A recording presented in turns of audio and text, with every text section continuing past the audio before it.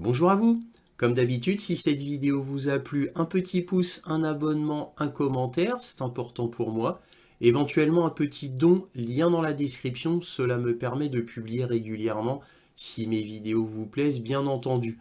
Donc là, cette vidéo va être sur le nouveau budget qui a été finalement été approuvé donc par la Chambre des représentants américaine très récemment, donc principalement grâce à Mike Johnson, qui était le chef de ses représentants de la Chambre, un républicain qui a fait un 180 degrés quant à sa politique concernant ce budget qui, je le rappelle, est de 95 milliards de dollars, dont 60,8 milliards de dollars pour l'Ukraine, 26 milliards de dollars pour Israël et 8 milliards de dollars pour Taïwan, pour ne parler que des principales entités, puisqu'évidemment, cet argent est destiné à d'autres entités que celles que je viens de citer aussi. Voilà, ça c'est la répartition principale.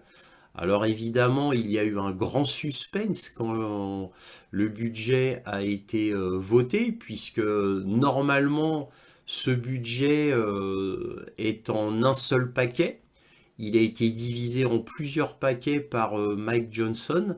Mike Johnson, donc ce chef des représentants de la Chambre américaine, eh bien, a fait un complet changement d'idée concernant le vote de ce budget, parce qu'il était totalement contre. En fait, il était tellement contre qu'il ne voulait même pas porter le budget au vote.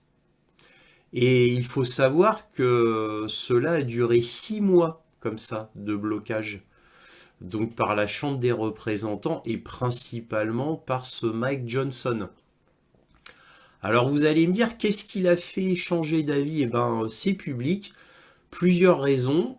Le principal levier, c'est qu'on a eu William Burns, donc le chef de la CIA, qui est allé le voir pour lui dire à quel point c'était grave que la Russie ne pouvait pas gagner la guerre parce que une victoire russe mettait en danger l'Europe entière. Apparemment, cela a fait grand effet sur Mike Johnson, mais pas que. Nous avons le président Duda, polonais, qui est venu le voir pour le supplier d'accepter le budget. On a une congrégation évangéliste envoyée par Zelensky en personne pour essayer de le convaincre, parce que Mike Johnson est très croyant et est évangéliste. Donc vraiment, il a subi toutes les pressions possibles, évidemment des pressions énormes du gouvernement de Joe Biden, mais tout le monde est d'accord pour dire que c'est la réunion avec William Burns, donc le chef de la CIA, qui a vraiment fait basculer la balance, puisque quand il est sorti de cette réunion, il a fait immédiatement une déclaration publique comme quoi il allait diviser donc le budget en plusieurs morceaux et qu'il porterait le paquet complet au vote, dont bien sûr, parce que c'est surtout cela que ça concerne, le paquet pour l'Ukraine. Mais bon, pas que, parce que là, c'est passé secondaire au niveau des médias, mais il y avait aussi surtout le paquet pour Israël. Cela dit, même le paquet pour Israël avait été mis de côté. Tout ça parce que pendant 6 mois, les républicains hurlaient qu'il fallait d'abord défendre la frontière américano-mexicaine et arrêter l'immigration.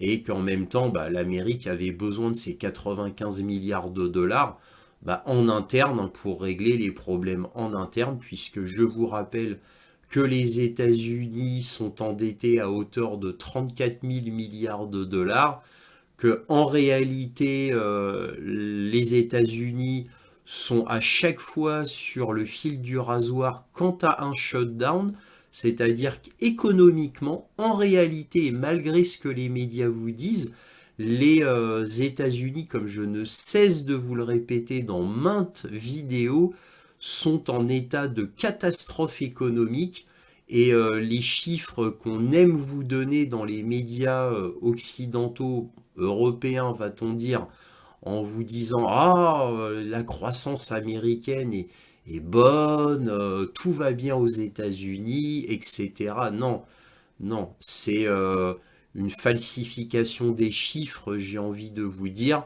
puisque tout est en trompe-l'œil et tout est faux. Tout ce qu'on vous dit est faux. C'est comme l'inflation en France à 2,4%, cela fait en réalité rigoler tout le monde. L'inflation est infiniment plus grande. Certains experts estiment que l'inflation en France est en réalité de 12%. Pourquoi? Bah parce que les calculs de l'inflation, et j'en finis là pour la France, que c'est pas le sujet, en fait, sont totalement biaisés par le gouvernement français.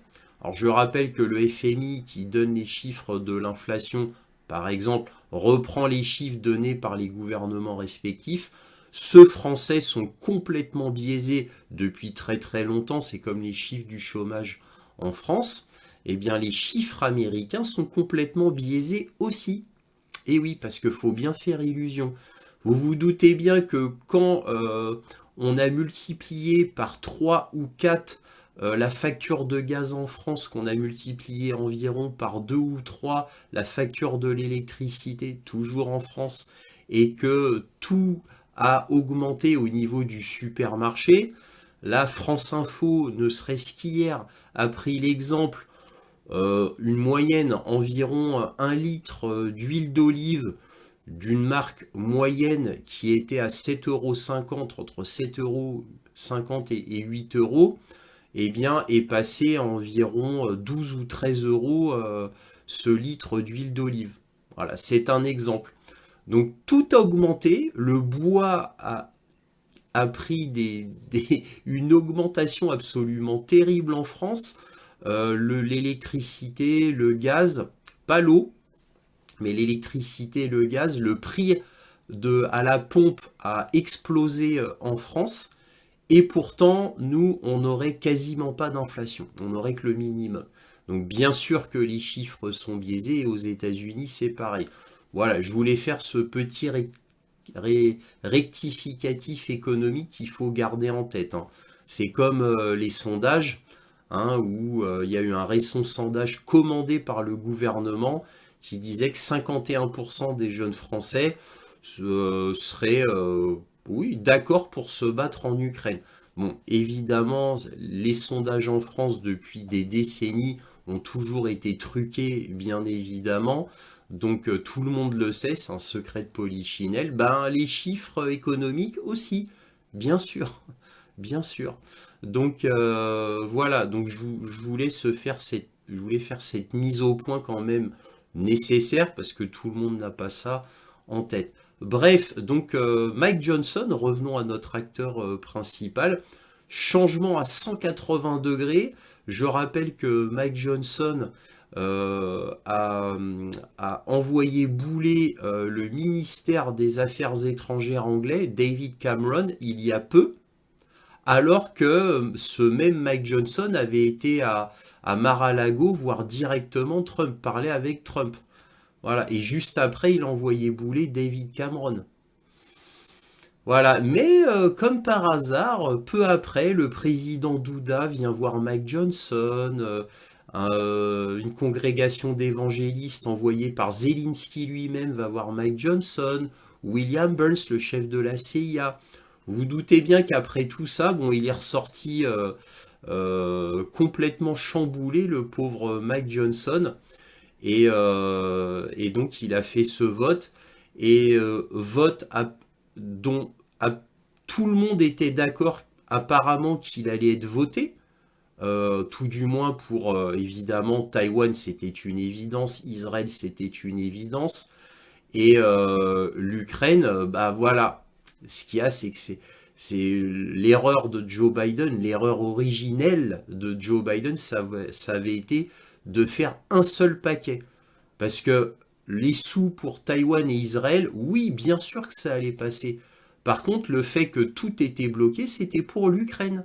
Et oui, les républicains ne voulaient rien donner à l'Ukraine. et en vaste majorité. Et là, bon, Taïwan s'est passé comme une lettre à la poste, immédiatement, à très grande majorité. Israël, pareil, très grande majorité. Et pour l'Ukraine, c'est passé en grande majorité, mais bien moindre que Israël et Taïwan. Et la majorité des votes républicains étaient contre. Alors ça s'est joué à quelques voix près, de mémoire à 4 voix près, je crois. Mais la majorité des républicains, à un cheveu près, hein, a voté contre le budget ukrainien.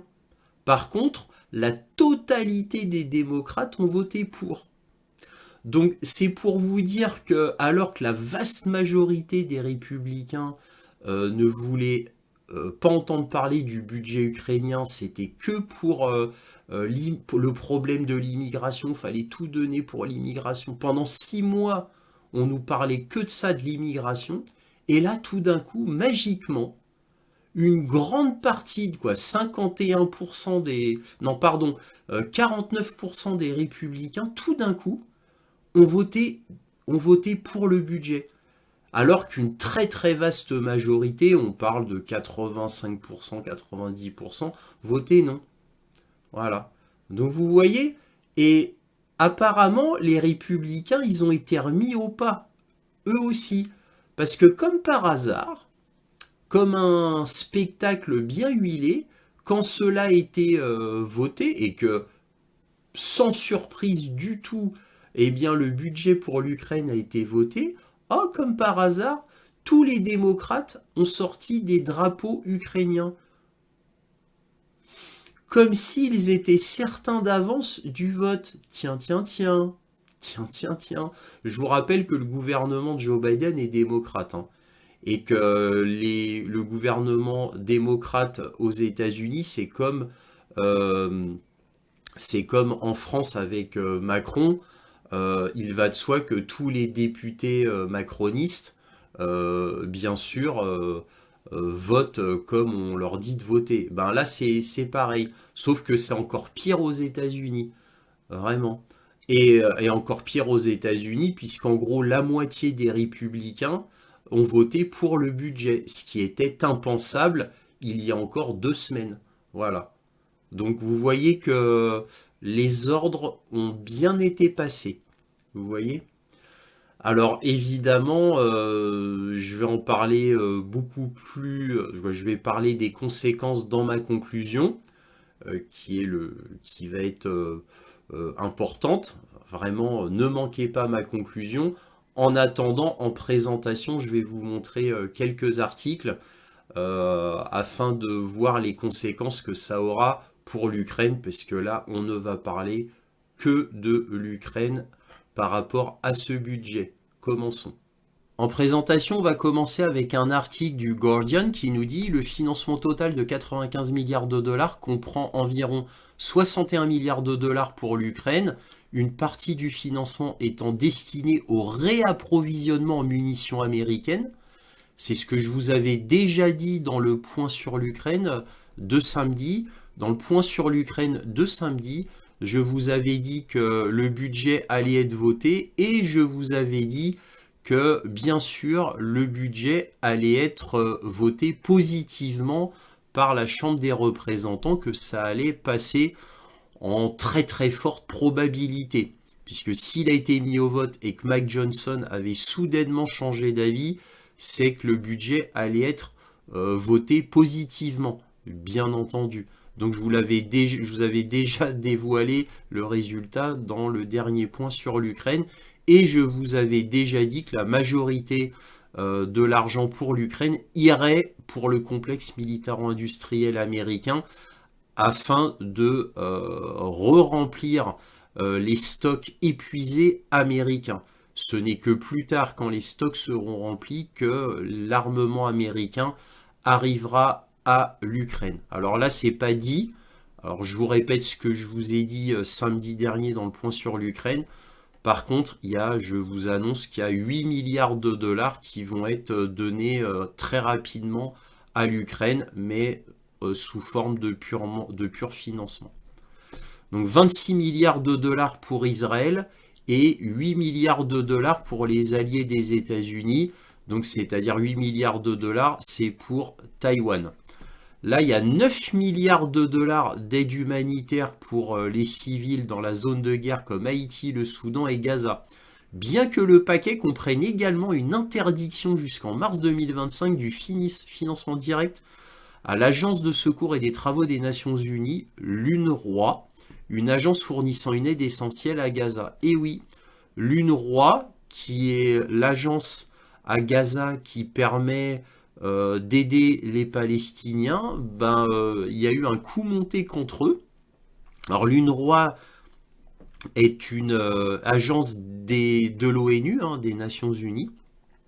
Et donc les Israéliens ont décidé de descendre l'UNRWA et les Américains ont suivi parce que évidemment ce que veulent éviter les Israéliens mais aussi les Américains, c'est une aide trop grande aux Palestiniens parce que en réalité, et on a la preuve avec l'affaire de l'UNRWA qui a fait un scandale absolument mondial, on a la preuve définitive que les Américains veulent qu'il y ait un maximum de Palestiniens morts, exactement comme les Israéliens.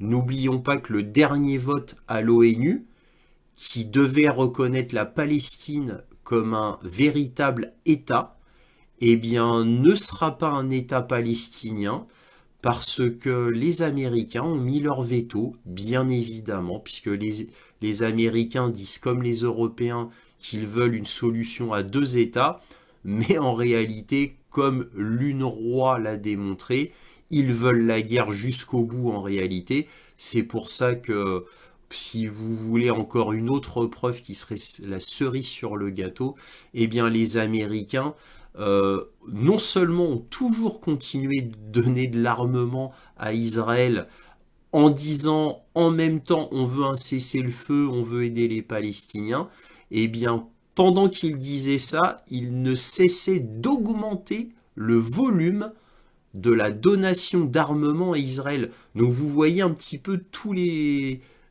faits que je viens de vous donner prouvent définitivement que les Américains n'ont absolument rien à faire de la Palestine. Mais bon, revenons à l'Ukraine en allant à un autre article. Alors là, je vais vous lire un article du New York Times qui a un rapport indirect avec le budget qui vient d'être voté par la Chambre des représentants. Vous allez voir, c'est très intéressant. Bon, on va commencer par le titre. La Russie surmonte les sanctions pour accroître la production de missiles selon des responsables. Voilà, donc très bien. Bon, ça date du 13 septembre 2023, l'article. Là, que lit-on?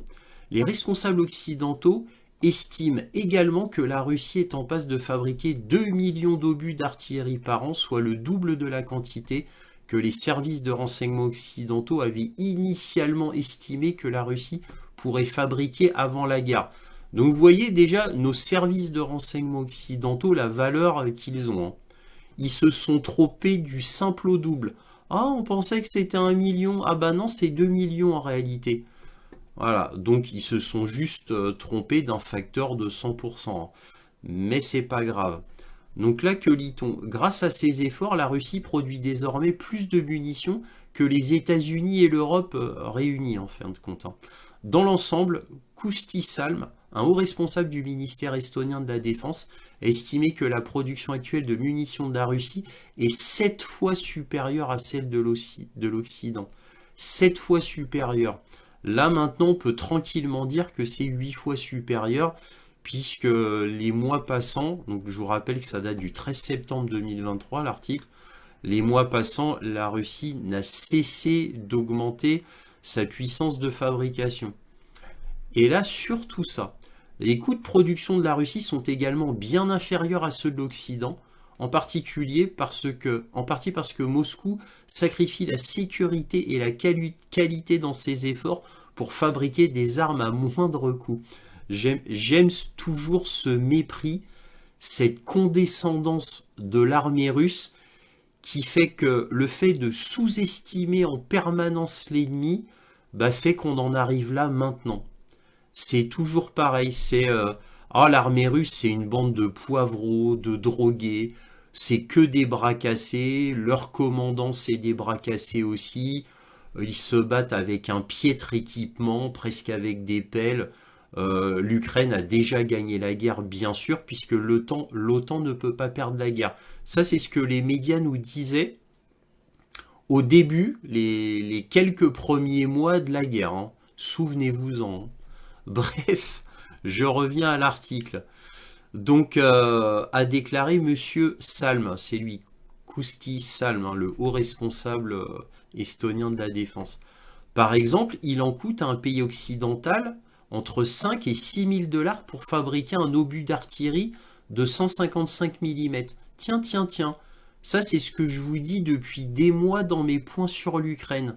Hein, je vous avais montré un article de Rob Hauer, qui est un ex-amiral de l'armée allemande, qui avait dit ça dans l'article Bild. Alors qu'il en coûte à la Russie environ 600 $ pour produire un obus d'artillerie comparable au 152 mm, a-t-il expliqué. Et voilà, c'est surtout ça que je voulais vous montrer. Parce que il y a une chose qu'il faut que vous sachiez. Le budget américain 2024, il est d'environ 916 milliards de dollars. Il est de 296 milliards de dollars pour la Chine et de 109 milliards de dollars pour la Russie. Sachant que le budget militaire de la Russie, en 2022, il était de 63 milliards de dollars, si je ne me trompe pas. Donc il y a eu une augmentation colossale du budget russe de 63 milliards de dollars à 109 milliards de dollars. Donc vous avez vu les chiffres, 916 milliards de dollars pour les États-Unis, 296 milliards de dollars pour la Chine et 109 milliards de dollars pour la Russie pour le budget 2024. Vous vous imaginez, la Russie tient tête, en réalité, avec l'Ukraine, à 54 pays. Il y a 54 pays qui participent à l'effort de guerre ukrainien. Ne l'oublions pas. Dont 32 pays de l'OTAN, qui eux donnent effectivement de l'armement militaire. Donc il y a 32 pays de l'OTAN qui donnent effectivement de l'armement militaire. Et c'est la Russie qui gagne, qui est largement victorieuse. Comment cela se fait-il? Eh bien, si on y réfléchit bien, on prend un exemple. On va prendre la fourchette haute pour simplifier. Imaginez un obus pour l'Occident, c'est-à-dire, on va dire, allez, en gros, États-Unis à Europe, ça coûte en gros 6 000 $ pour fabriquer un obus. Et en gros, 600 $ pour fabriquer un obus en Russie. Donc, si on extrapole, donc d'un rapport de 1 à 10, ça voudrait dire que en réalité, je dis bien en réalité, si on compare avec l'Occident, eh bien, c'est comme si les Russes avaient un budget, en réalité, encore une fois, de 10 000 milliards de dollars. Un budget militaire 2024. Bah oui. Donc, c'est pour ça que les Occidentaux, nos experts, nos généraux ne comprennent strictement rien.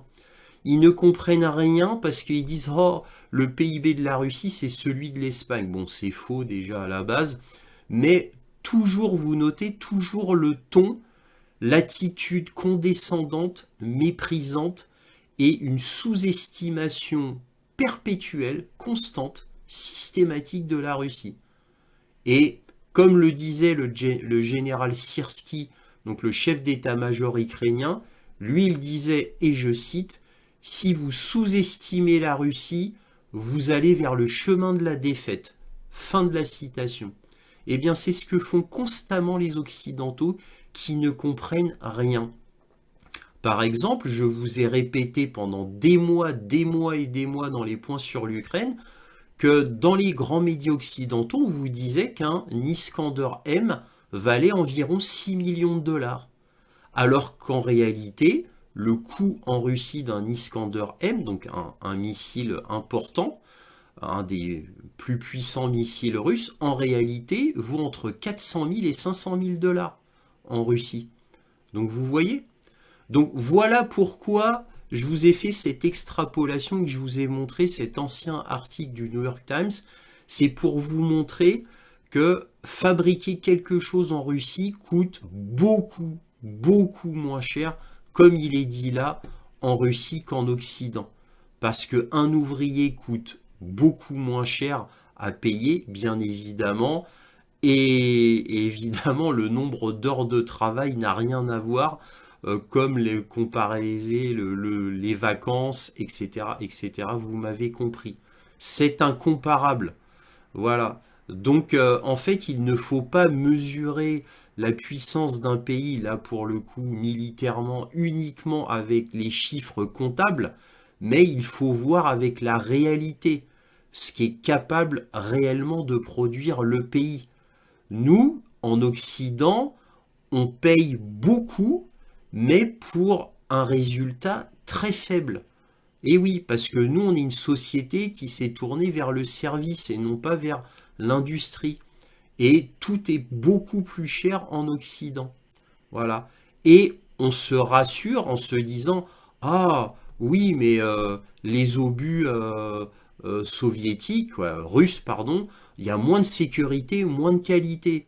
Mais en attendant, on n'a pas de témoignage de preuves comme quoi les obus de la Russie ou même de la Corée du Nord ont des malfonctions. On n'en a aucune trace, aucune preuve.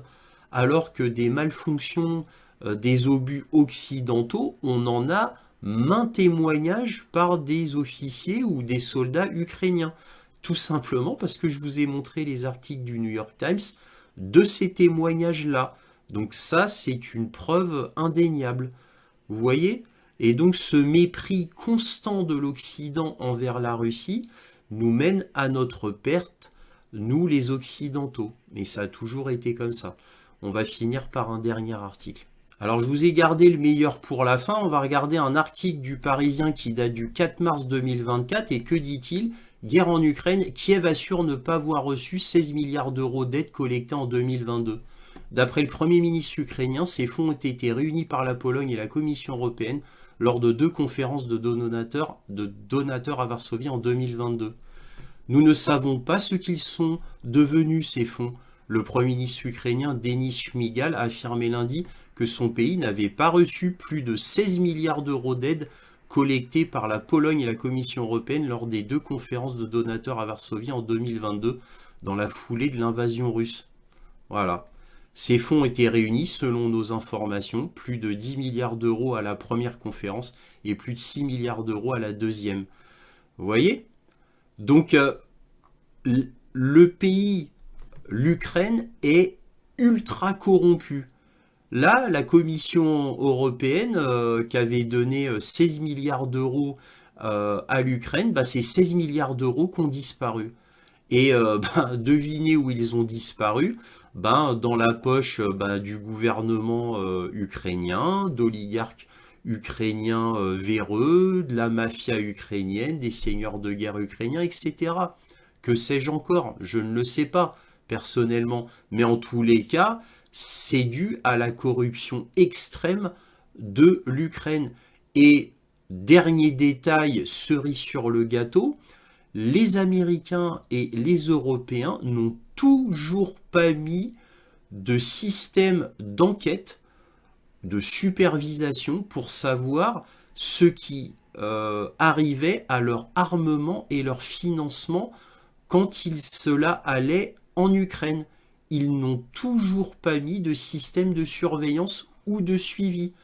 C'est assez incroyable vu qu'il y a 1 an et demi, il demandait certains personnages importants du gouvernement américain, dont du Pentagone, demandaient expressément que cela soit mis en place de manière urgente.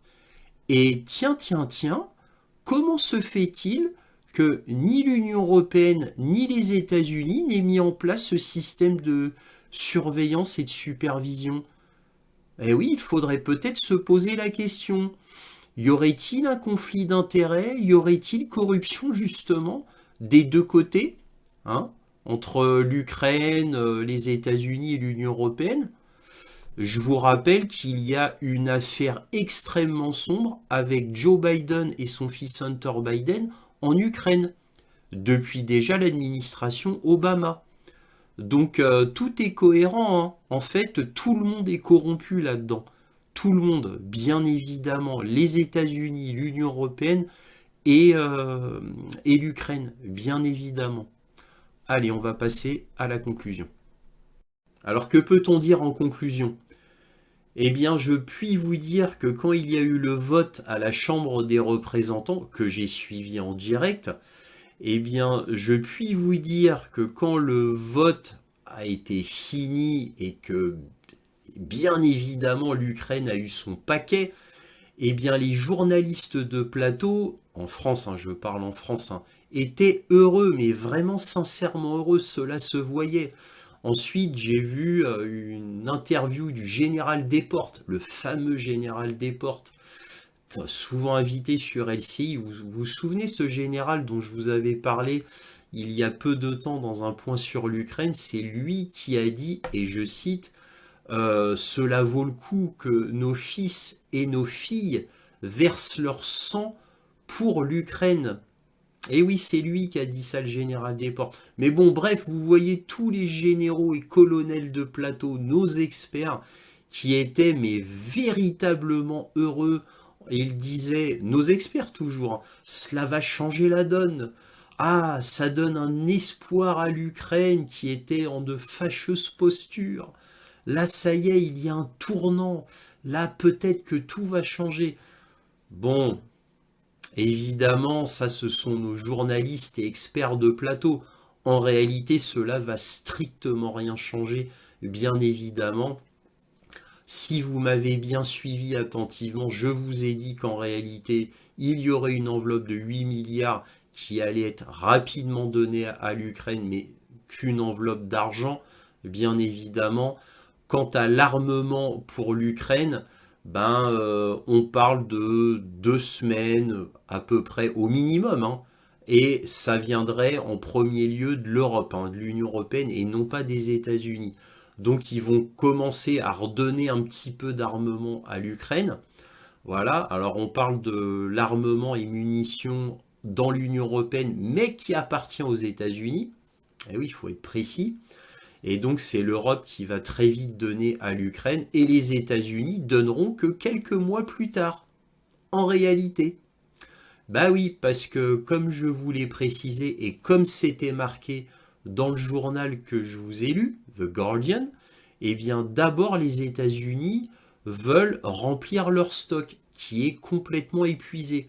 Si vous me suivez depuis longtemps, vous savez que les stocks américains sont complètement épuisés.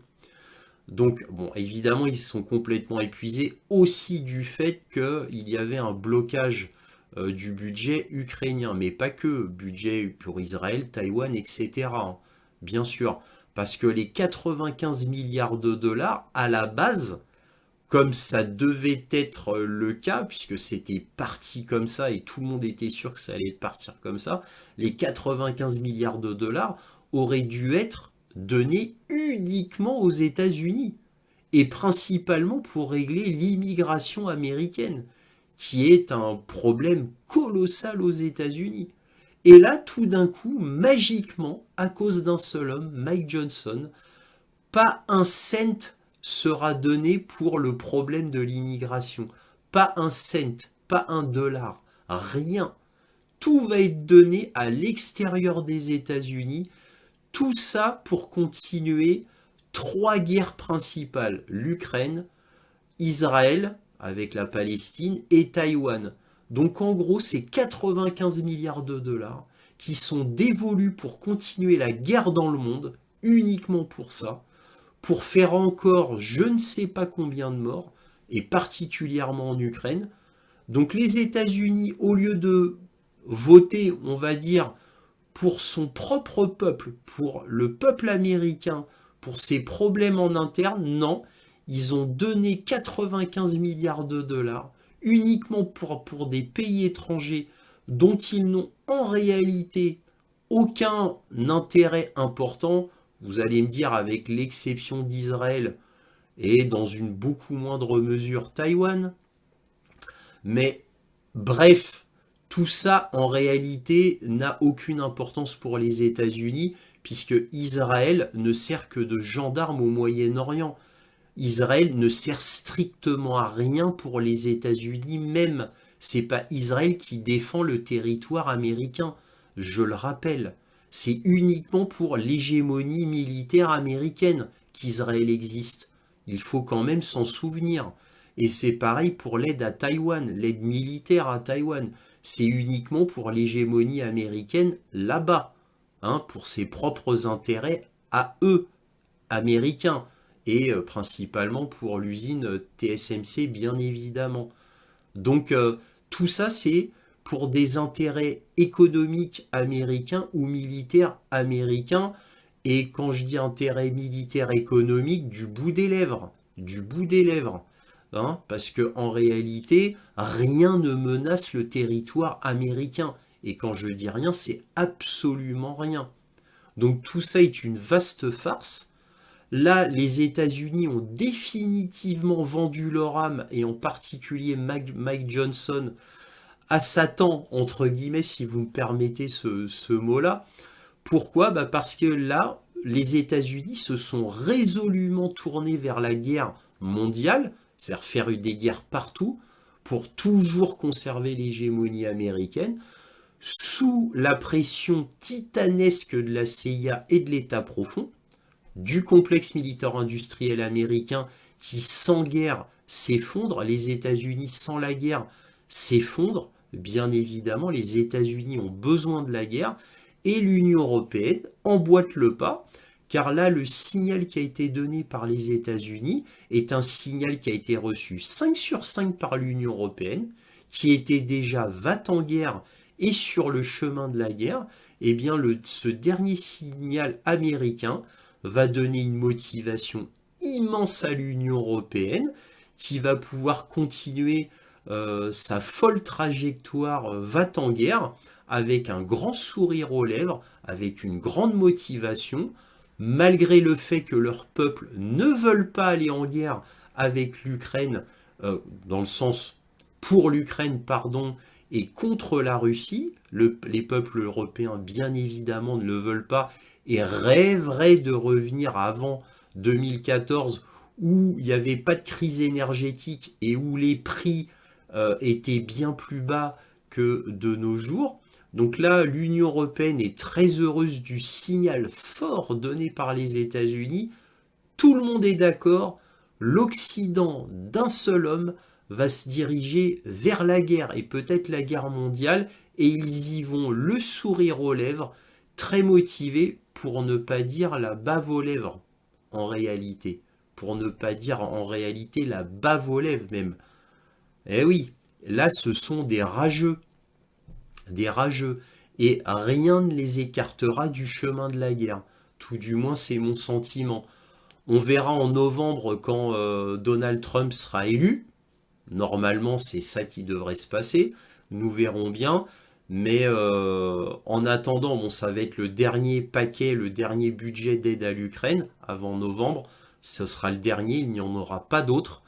Ça changera strictement rien à la guerre en Ukraine, je dis bien strictement rien. Et la Russie, en réalité, peut se réjouir, au final. Parce que ça va affaiblir l'OTAN. Puisque tout le peu qui va être donné à l'Ukraine, en réalité, puisque ça va être des miettes qui, au fil des mois, vont être données à l'Ukraine, en réalité, les Russes vont tout détruire. Et bien, comme la guerre va continuer en Ukraine, et bien, pendant encore des mois, peut-être, sauf s'il y a la grande offensive russe, eh bien, les Russes, ça va être leur prétexte pour dire, vous voyez, l'Occident veut résolument la guerre, nous, on va continuer à avancer. Et les Russes vont continuer à prendre des oblasts pour leur propre sécurité. Voilà, c'est le discours officiel russe. Voilà, et j'en termine là parce que je suis trop long comme d'habitude. Si cette vidéo vous a plu, un petit pouce, un abonnement, un commentaire, éventuellement un petit don, lien dans la description, cela m'aide beaucoup. Merci à tous de votre soutien à cette chaîne et toujours, soyez curieux.